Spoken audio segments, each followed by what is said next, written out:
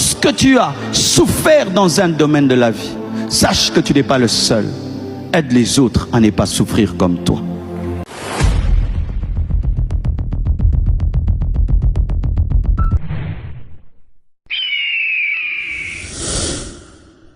Lorsque Dieu voudra te donner la persévérance, il va faire que tu sois affligé. Il va faire que tu sois persécuté. Pourquoi? La persécution te pousse à te donner à Dieu. Lorsque la vie chrétienne est trop confortable et il n'y a pas de lutte et de combat, il n'y a pas de blessures, les chrétiens souvent ont tendance à dormir. C'est pourquoi Dieu réveille au travers des afflictions pour nous donner de la persévérance. Parce que tu es sûr que tu as un ennemi.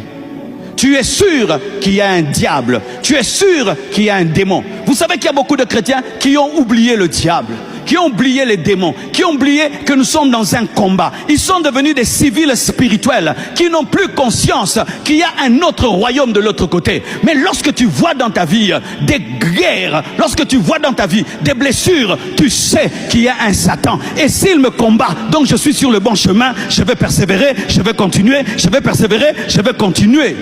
N'avez-vous pas vu, lorsqu'une fille est amoureuse d'un homme et vous commencez à trop l'empêcher d'aimer ces garçons, elle devient davantage amoureuse, n'est-ce pas? Et les parents nous disaient, arrêtez de l'interdire, elle va continuer, laissez, elle va laisser. Si vous continuez à vous opposer, elle va aimer, parce que le combat donne l'amour. C'est bizarre, hein? Interdit sa main, enfant, ne touche plus ici, c'est ce qui va toucher. Et plus on t'empêche Jésus, plus tu aimes Jésus. La persécution donne la persévérance. C'est pourquoi le monde ne comprend pas comment nous les combattons, mais ils continuent. Mais parce que vous nous donnez la persévérance. Vous nous donnez la persévérance. On avait oublié le diable, mais non, on sait qu'il y a un Satan et on doit lui faire mal. Donne-moi un amen. Que tes blessures ne t'amènent pas à lâcher. Mais que tes blessures soient le signe que tu ne dois pas lâcher. Que tes blessures soient le signe que tu ne dois pas lâcher, que tu dois continuer. Car le combat révèle que tu as trouvé. Le combat révèle qu'il y a quelque chose quelque part. La guerre dans ta vie révèle que tu as trouvé quelque chose. Car le diable ne combat pas les morts, il ne combat que les vivants. Et tes combats révèlent que tu es debout et que tu n'as pas encore été vaincu. Et c'est la preuve que tu dois continuer. Si tu étais mort, il n'allait pas s'occuper de toi. Il s'occupe de toi parce que tu as quelque chose. Ne t'arrête pas. Je ne sais pas ce que tu fais dans la vie et tu as des guerres dans un domaine. Continue, continue, continue, continue. Ce qui te blesse te donne un palmarès. Ce qui te blesse doit devenir un encouragement pour toi. J'aimerais te dire que si le diable s'acharne sur toi, c'est parce que tu as quelque chose. Le diable descend dans le désert, là où Jésus-Christ se trouve, parce que ce n'était pas n'importe qui. Il est descendu parce que c'était le Fils de Dieu. Il l'a mené au sommet de la montagne parce que c'était le Fils de Dieu. Ta guerre prouve ta dimension. Ta guerre prouve ta dimension. Ta guerre prouve ta dimension. Ta guerre prouve ta dimension. Si tu vois un homme fort passer devant un champion et le champion est à l'aise, dis oh, mais qu'est-ce qu'il y a? Mais si tu vois un petit bébé passer devant un champion, le champion fait ça. Bébé, champion, c'est un bébé. Non, ce n'est pas un bébé. Si le champion a kangele ma kofi, donc bébé ça sérieux. Quand tu vois dans la vie d'un homme, mon batwa sangelier, ah loko, azana loko. Frère, ba sangela ramuta faible te, ba sangela ramuta makasi. Sois heureux de tes guerres. Sois heureux de tes guerres. Tu auras des choses à dire à tes enfants. Sois heureux de tes guerres. Tu vas conseiller les gens. Sois heureux de tes guerres. Tu es la preuve qu'il y a des gens qui aiment Dieu. Pas parce que tout va bien. Tu es la preuve qu'il y a des gens qui aiment Dieu. Qui aiment Dieu pour Dieu. Qui aiment Dieu pour Dieu. Qui aiment Dieu pour Dieu. Et qui peuvent voyager avec Dieu en cargo ou en business class. En cargo ou en business class. Lorsque la vie devient compliquée, c'est le cargo de Dieu. Mais pourvu qu'il y en a côté là, cargo. Cargo. Lorsque tu as souffert dans un domaine de la vie, sache que tu n'es pas le seul. Aide les autres à ne pas souffrir comme toi. Aide les autres à ne pas souffrir comme toi. Pourquoi aujourd'hui même je pense faire la maison du cœur? J'ai manqué de maison dans ma vie. J'ai manqué où dormir. J'ai envié même un pavement pour y mettre même mon matelas et dormir. J'ai attendu jusque très tard la nuit qu'une femme m'amène à je sais c'est quoi avoir faim. Je suis sorti des fois de ma maison où j'affronte la honte, l'humiliation. Tu vas vers une femme qui vend du pain du sucre. Tu ne connais pas, mais tu as tellement. Et tu sais que si je ne mange, tu mets la honte de côté, ton honneur familial de côté, et tu l'affrontes. Tu dis, maman, est-ce que tu peux me prêter du pain, du lait, du sucre? Je veux te rendre le soir. Des fois, elle te méprise, elle refuse. Quelle honte! Tu n'as jamais manqué ça dans ton enfance. Tu es devenu serviteur de Dieu. Mais une autre, elle te donne. Mais des fois, tu n'as même pas l'argent pour payer une dette de lait, de sucre et de pain. Mais tu dois passer par là. Tu es un enfant de Dieu, tu ne peux pas fuir. Et tu passes, elle t'interpelle. Mon argent.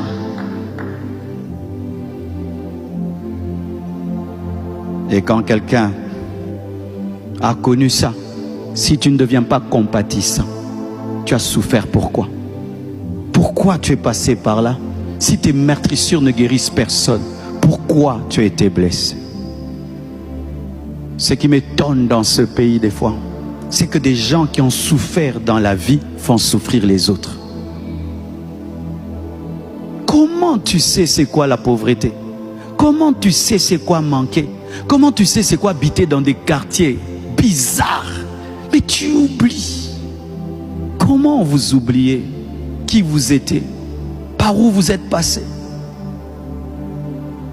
Aujourd'hui, je peux lancer une église et je soutiens le pasteur parce que je sais c'est quoi manquer le loyer de l'église.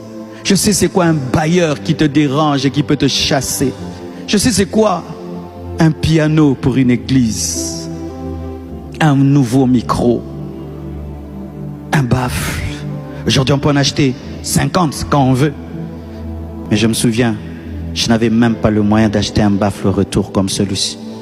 On me fabriquait les baffles avec du bois et on me mettait là. Que vos douleurs fassent de vous de personnes compatissantes. Que vos douleurs fassent de vous des personnes sensibles. Que vos douleurs fassent de vous des personnes humbles. Ainsi, ces douleurs ne seront plus des douleurs. Elles vont devenir une bénédiction. Car ce qui te rend meilleur est une bénédiction. Que Dieu vous bénisse abondamment. Et sachez que la persécution est le carburant de la croissance de l'église. Lorsqu'une église commence à être persécutée, sachez qu'elle va grandir. Parce que la persécution fait la publicité. Fait la publicité. Tu arrives à un endroit, il y a 12 personnes qui tous insultent une personne. Que vas-tu faire, toi qui viens d'arriver? Tu ne vas pas t'occuper de ces 12 personnes. Tu vas entrer dans le cercle, tu vas dire, toi tu es qui? Pourquoi ça, n'est-ce pas? Et sachez que la persécution donne la croissance. L'église primitive a grandi dans la persécution. L'église de la Chine était une église qu'on appelait l'église des catacombes, l'église cachée, l'église souterraine. Si on te trouvait avec une Bible, on te tuait, on te mettait en prison. Les gens voyageaient clandestinement avec des Bibles, les mettaient sous des draps, sous des habits. Et c'est comme ça que la Bible est entrée en Chine. Mais lorsqu'on a libéré les choses, mes frères, des millions de Chinois avaient cru en Jésus-Christ dans la persécution. C'est pourquoi j'aimerais vous dire une chose. Panneau ou pas panneau, l'église grandit. Internet ou pas internet, l'église grandit. Affiche ou pas affiche, l'église grandit. Ne devenons pas prisonniers de l'internet. Oh, le live a coupé, le live n'a pas marché. Que ça marche ou pas, sachez que l'œuvre de Dieu est surnaturelle et fondée sur le Saint-Esprit. Les apôtres n'avaient pas notre technologie, mais ils ont fait un travail plus performant que nous. Donne-moi l'amen. Ça c'est toi. Tu as un péché. Tu as un mauvais caractère. Tu es attaché à quelque chose que Dieu ne veut pas. Et Dieu te parle. Arrête ça. Arrête ce péché. Arrête ce mal. Arrête ce caractère. Quitte cette relation. Et toi tu ne veux pas. Et puis Dieu voit que tu ne changes pas. Qu'est-ce qu'il fait? Il envoie un chien, il envoie un problème, une situation qui va te faire détaler. Et quand tu vas commencer à détaler, et tu vois que ton mollet est à la portée de la morsure du chien, et tu devras choisir entre les valises et le mollet, et tu devras naturellement choisir les mollets que tu jetteras et tu t'allégeras. Lorsque Dieu veut t'alléger, il pousse la guerre, il pousse des blessures, il pousse des choses à t'arriver. Comme ça, tu seras obligé de te débarrasser de tous les problèmes que tu as et de tous les péchés, parce que tu sais que si tu ne le fais pas, tu seras mordu. Nasengi milou aswayo, nasengi milou moro abandaro landayo. Et que tu sois obligé de sauter le mur. Et quand tu vas voir le mur là, et tu vois que tu as beaucoup d'encombrements, tu seras obligé de jeter et de sauter. Et Dieu va te purifier. Dieu te purifiera aussi au travers des combats, des attaques, des blessures. Tu seras obligé de te débarrasser. Dieu te purifie au travers du feu. Et le feu purifie l'or. Et je prie qu'il y ait un grand feu qui va te purifier de ton orgueil, te purifier de l'impudicité, te purifier du mensonge, te purifier de cette relation mauvaise. Que Dieu t'envoie un feu milou.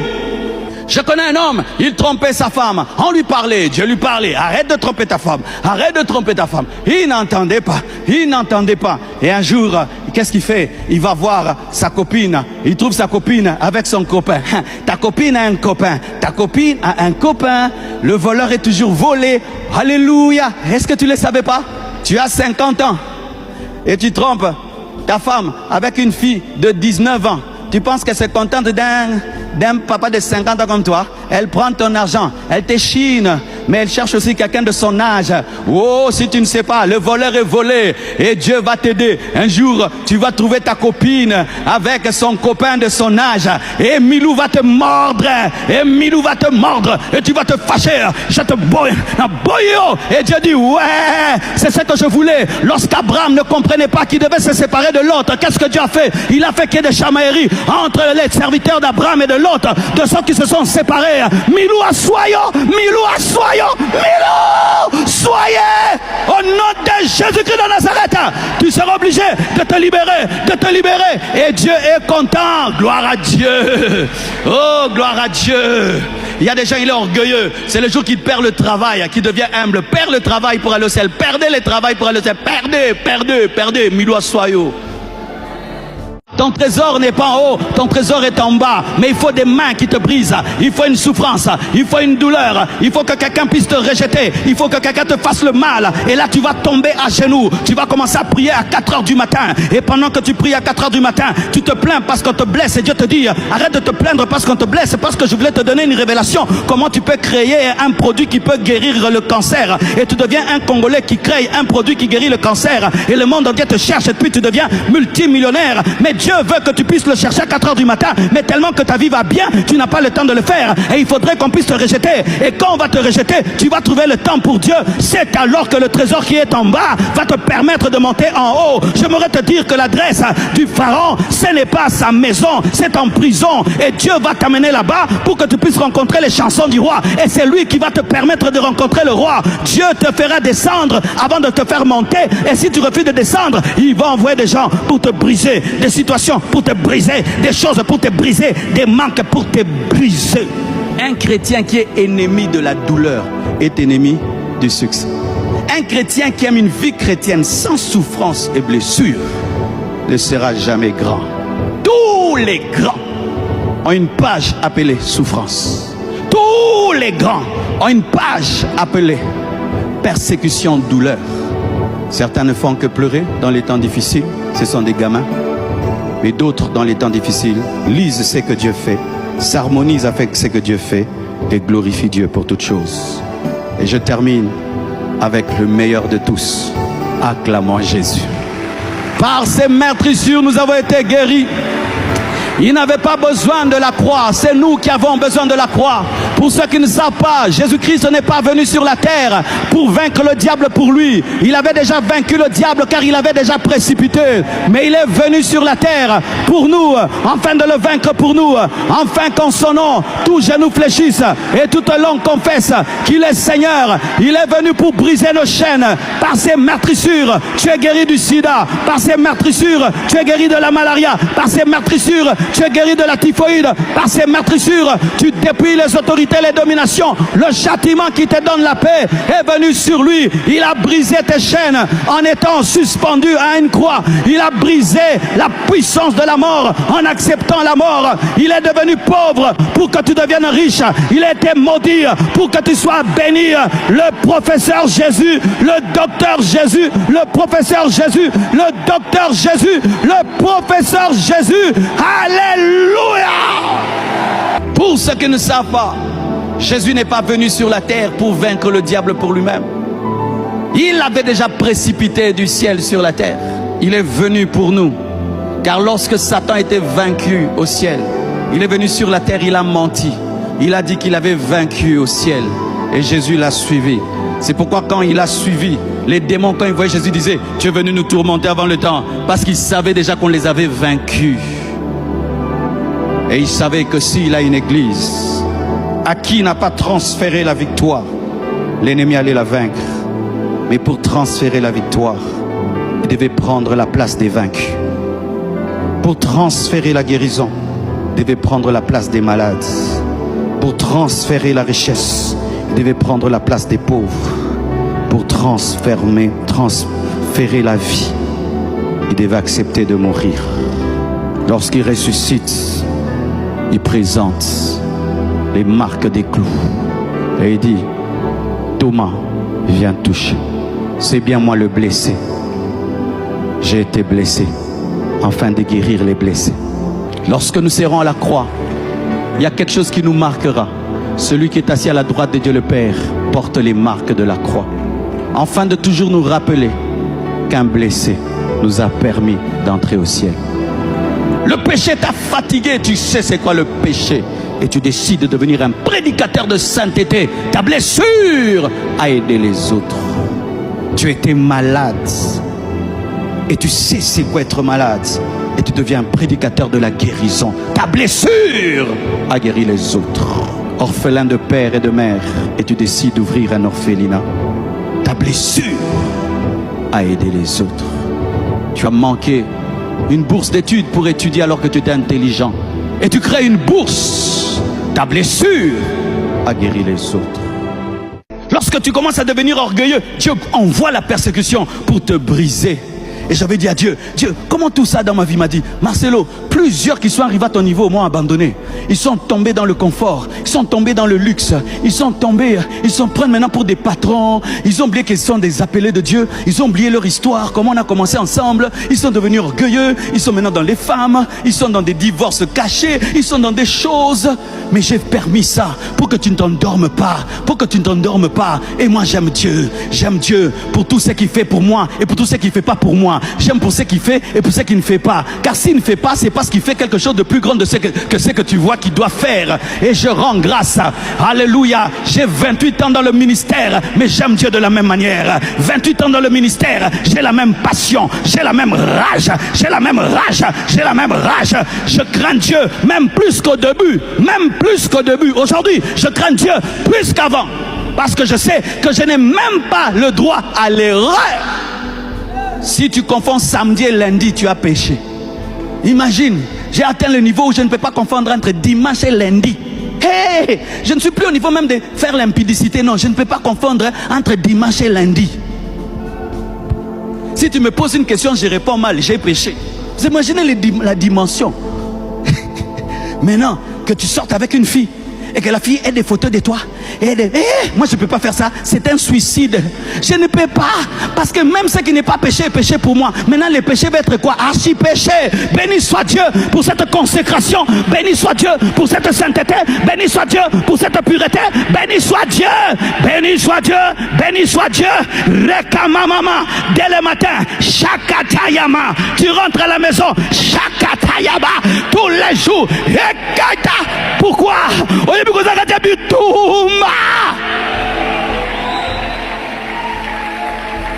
Il y a une chose qui tue un guerrier dans la guerre. Quand il oublie la guerre, quand il oublie la guerre, il va attraper une balle perdue. Mais quand tu sais qu'il y a des ennemis, il y a des obus, il y a des bombes, tu vois,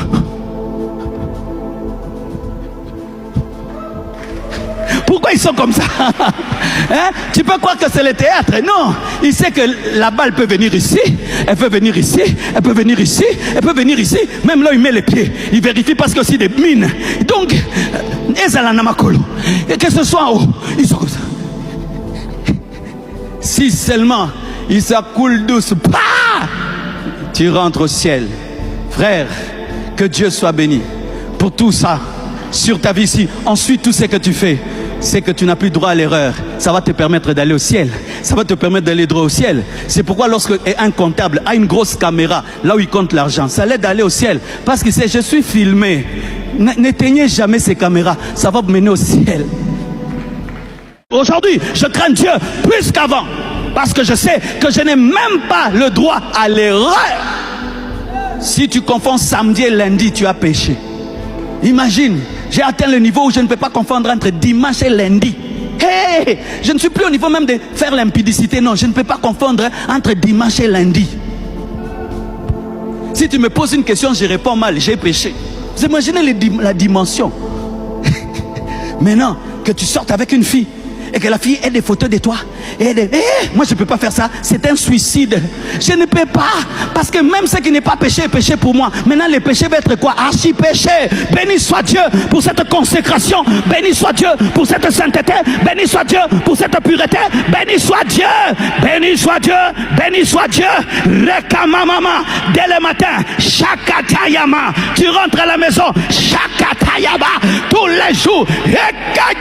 Pourquoi? Au lieu de vous arrêter,